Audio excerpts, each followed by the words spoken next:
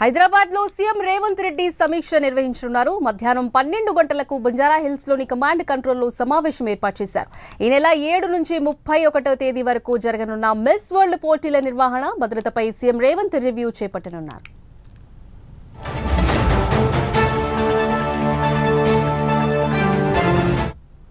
దీని గురించి మరింత సమాచారం మా ప్రతినిధి చందు అందిస్తారు. చందు, చెప్పండి. సింధు, హైదరాబాద్ నగరం 72వ మిస్ వరల్డ్ 2025 పోటీలకు సిద్ధమైంది. మే 7వ తేదీ నుంచి పోటీలు కూడా జరగబోతున్నాయి. ఈ సందర్భంగా మరి కాసేపట్లో కమాండ్ కంట్రోల్ సెంటర్ లో CM Revanth Reddy miss world పోటీల నిర్వహణ భద్రత పైన సమీక్ష నిర్వహించబోతున్నారు. ఈ సమీక్షకు మంత్రి జూపల్లి కృష్ణారావుతో పాటు ఉన్నతాధికారులు కూడా హాజరవుతారు. ముఖ్యంగా చూసినట్టయితే ఈ వేడుకకు ప్రపంచవ్యాప్తంగా 140 దేశాలకు చెందినటువంటి అందమైన మహిళలంతా కూడా తరలి రానున్నారు. ముఖ్యంగా పోటీలో పాల్గొనేటువంటి ఎవరైతే కంటెస్టెంట్స్ ఉంటారో వాళ్ళు మే 6, 7 తేదీల్లో హైదరాబాద్ కు చేరుకుంటారు. ముఖ్యంగా మిస్ వరల్డ్ పోటీల ప్రాముఖ్యతను చాటేందుకు ప్రస్తుతం మిస్ వరల్డ్ క్రిస్టినా పుష్పతో పాటు మరికొంతమంది కూడా ఇప్పటికే ఈ ప్రచార కార్యక్రమాల్లో చాలా చురుకుగా పాల్గొంటున్నారు.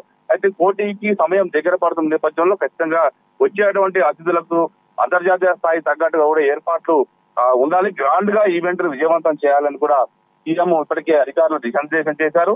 ముఖ్యంగా దీనికి సంబంధించి అంటే ఎక్కడ కూడా భద్రతా వైఫల్యం చెందవద్దు. ఎందుకంటే అంతర్జాతీయ స్థాయిలో మిస్ వరల్డ్ కు వస్తారు కాబట్టి ఎక్కడ ఎలాంటి లోపం జరగకుండా ఖచ్చితంగా శాంతి భద్రతల విషయంలో కావచ్చు, అదేవిధంగా నిర్వహణ విషయంలో కూడా ఎలాంటి